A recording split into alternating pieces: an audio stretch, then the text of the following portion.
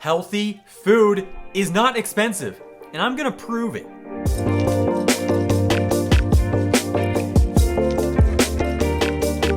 Welcome to Inc., where we make nutrition information digestible for everyone. So, in this video series, I'm gonna show you how you can only spend $120 a month or $30 a week on all food. And we ain't talking just granola bars and mac and cheese. We talking high quality, nutrient dense food.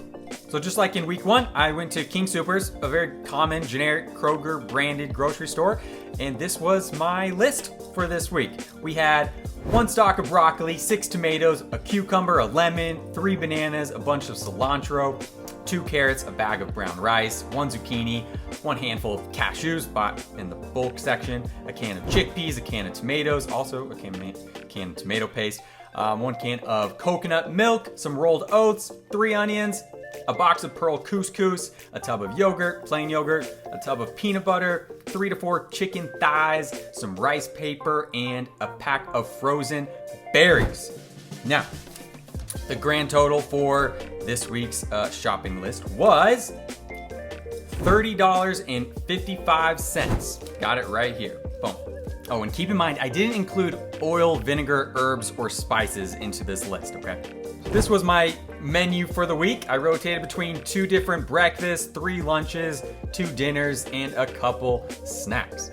Breakfast number 1 was a nice, tasty, easy smoothie bowl. Frozen berries, frozen banana, some plain Greek yogurt, a little dash of cinnamon, and then just blend that up. You want it nice and thick, so not a whole lot of liquid there.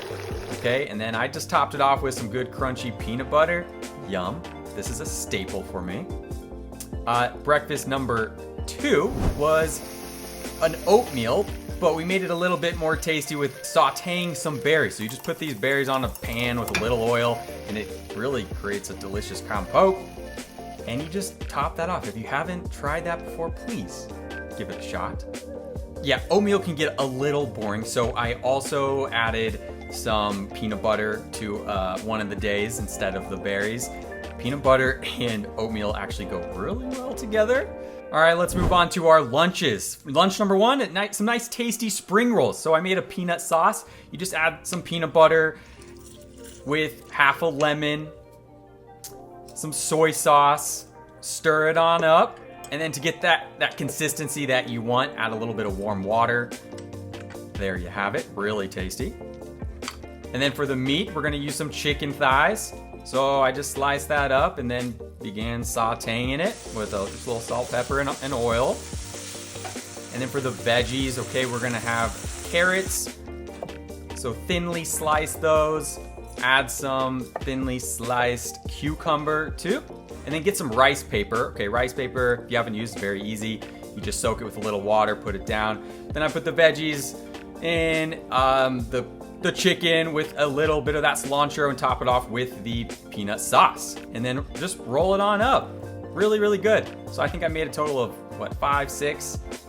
These are excellent. Couscous tabbouleh. Okay, so we had some parsley, some cooked couscous, diced tomatoes, green onion, salt, pepper, olive oil, vinegar, some lemon juice, of course. And that's all it is. And it is fresh. That is as fresh as a meal can get. And it is really good. Please give that one a shot too. For lunch number 3, we're gonna have a classic, simple Greek salad. So just slice up some cucumber, leave the skin on for that extra fiber. Then you just dice up some tomatoes as well. Just like this. Okay. And then you put just the tomatoes and the cucumber in a bowl. Top it off with a little olive oil and vinegar. If you haven't been able to tell yet, I use a lot of olive oil and vinegar with my meals, just as a perfect marriage. And then some dried herbs like thyme, marjoram, and of course some feta cheese. And there you have it. This is a staple for me. So good, so simple too. For dinner number 1, chicken tikka masala. So we're gonna make our own curry paste with just a variety of dried herbs and spices. And then you, again, use some of that chicken thighs, dice it on up, add the yogurt and the curry paste in a bowl. Let that sit for a little bit. And in the meantime, you're gonna put the canned tomatoes in a blender on up, dice up 1 large onion. All right. And then you are going to put that chicken mix into a wok if you have it, or just a large pan. Cook it.